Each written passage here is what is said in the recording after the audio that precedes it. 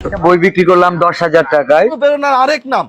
এই বইটার দাম 1,000 টাকা হয় কেমনে? মানুষ বলে টাউড অফ বুমে আমি যদি ছুঁই 1 মিলিয়ন ভিউ। বই নিল সামাভাই 6 7 8 9 10 অনেকের বাবা আমি সি নেইমার CR7 এর দোকান দিলে এলাগর দিলে 500 টাকার ডিয়ার বলটা 5 লাখ টাকা দিয়ে কেনার লোক আছে। আমি নিজেই একজন ফ্যান। ওই জায়গা থেকে এটা value of time, value of person. লাইনের একটা বই, একটা পাতার মধ্যে লাইন আছে 4টা। এই যে এই বইটার দাম 1,000 টাকা হয় কেমনে? আমার একটা ছেলে কন্টেন্ট ক্রিয়েটর থরস বিলাল, অনেকের আব্বা কন্টেন্ট ক্রিয়েশন জগৎ।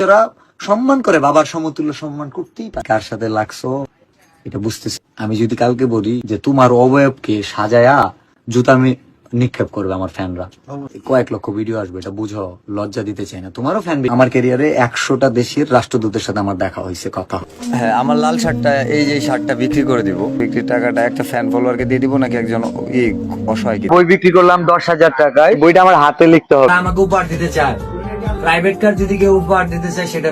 এই বুমে আমি যদি ছুঁই 1 মিলিয়ন ভিউ। দুই পাতার একটা গুগলে সার্চ দিলে ওরগুলা বাণী অহরহ আসবে। জনপ্রিয় কন্টেন্ট ক্রিয়েটর জুয়েল ভাই যখন কথা বলেন তখন তার পাশে একজন ড্রাইভার ভাই ছিলেন এবং তিনি খুব মূল্যবান একটি কথা বলছেন। কথাটা আমার ভালো লাগছে। তো যেটা হলো যে আমরা যখন গাড়ি চালাই, হঠাৎ কোনো কারণে অ্যাক্সিডেন্টের সম্মুখীন হয়, তখন আমরা পরপর গাড়িগুলোর সঙ্গে সাক্ষাৎ হলে, মানে গাড়িগুলোর কাছাকাছি হলে মনে হয় বুঝি অ্যাক্সিডেন্ট হলো, তখন আমরা গাড়িটাকে ব্রেক করি এবং কিছুক্ষণ রেস্ট নিই। তো থটস অফ বিলাল ভাই, আপনার হচ্ছে রেস্ট নেওয়া দরকার।